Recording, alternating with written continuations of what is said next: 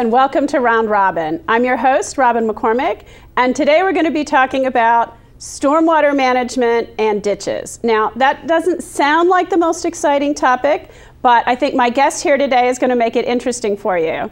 I have with me Quincy Daniel, and he's a stormwater operations manager for the city of Hampton. Yeah. And Quincy, you're very excited about stormwater. Why is that? Stormwater has a lot of new regulations, and from the past, typically it was things that we didn't know that we were supposed to be doing. And now that stormwater is to the forefront, we're trying to correct all the wrong practices that have been put out there and get stormwater into a positive movement where we save the bay and keep a cleaner community. So you've been doing this now for 16 years, you said. Well, actually it's 17, going on 18 with the city of Hampton. I've also worked with the city of Newport News for 2.5 years, also before I came to Hampton. So why is stormwater so important? What is it?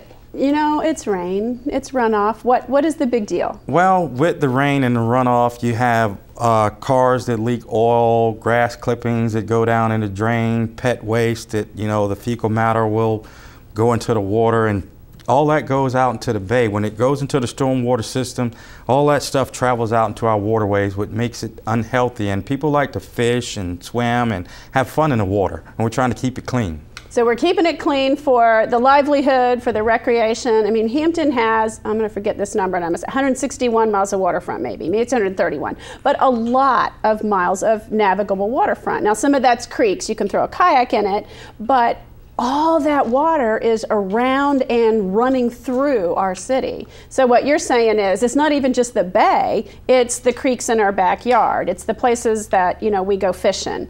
And the cleaner we can make those, the healthier for all of us. Right, and that's a good way to put it, because, you know, we all play a part on keeping our communities clean, whether it's when you wash your car, when you cut your grass, your pet waste, like I said. I mean, the backyard easements to take the stormwater runoff behind people's houses, it's up to them to make sure these types of things don't make into our waterway so we can enjoy these types of things.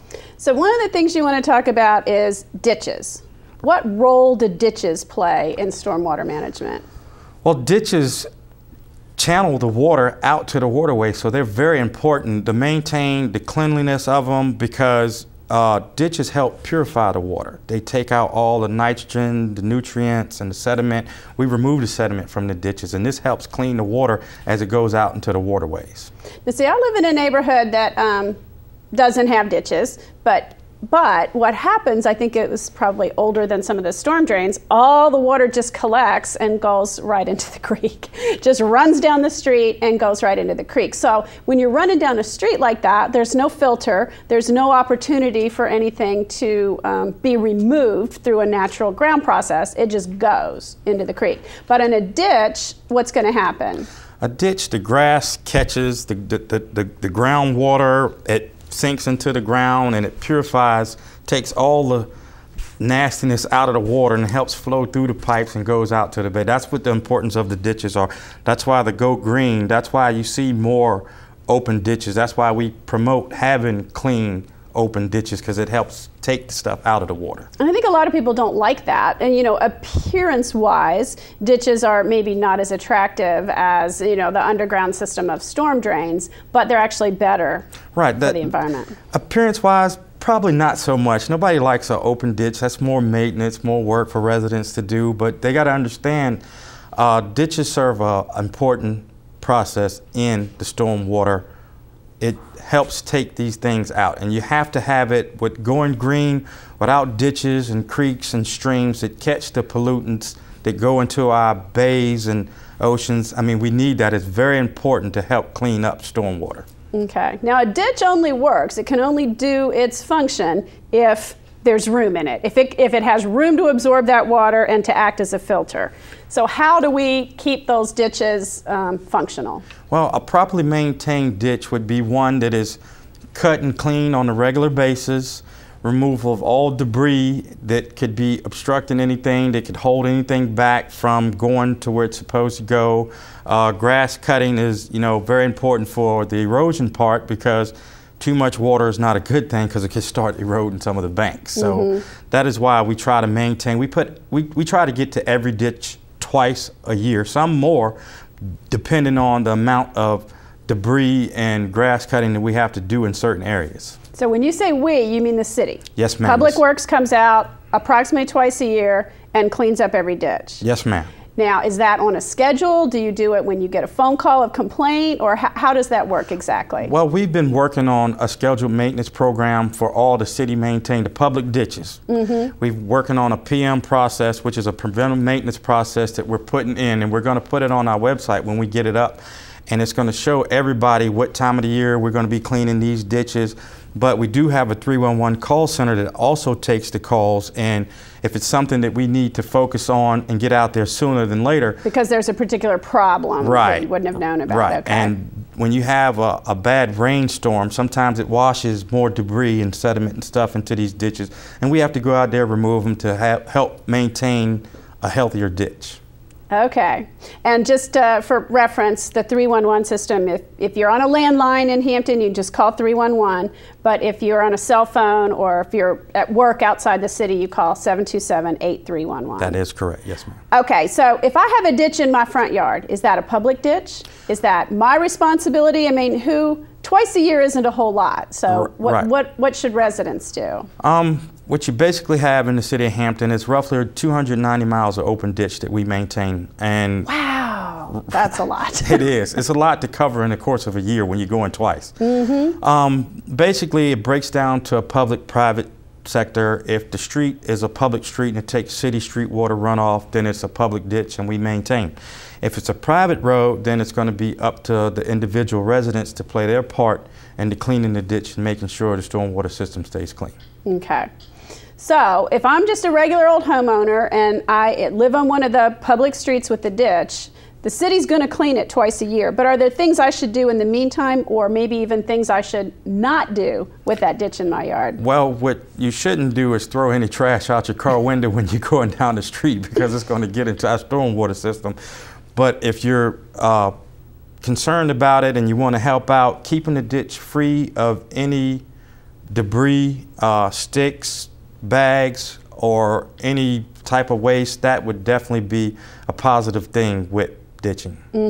I would think, you know, with all the storms we've had this year, I know just looking at what's come down in my yard in terms of branches and pine cones and all kinds of stuff, you're probably having a tough year.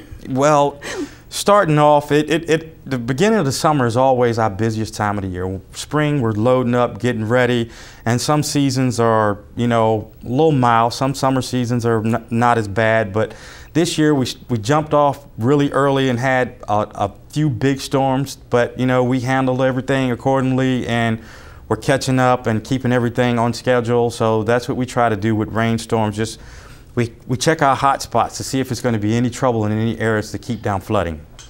So, and that's the other part. It's not just the cleaning of the bay, it is the flood control. That the more room there is in a ditch, the more that ditch can absorb before the flooding goes up into the yard toward the house or covers the street. So it's an important piece of that as well. Right. By volume, ditches hold more water than when they're piped in, because you have a bigger area that the water can flow through. So that's why most of your outfall ditches are wide open, and we cut those too. We have slope mowers that come and clean the banks and cut them, and we have mechanized ditching where we put our big machines in and we regrade and clean the outfall ditches to keep them working properly too. You know, that's something that I think the average person just doesn't see going on, that one of those behind the scenes things that you all do to make the city safer that people don't know about.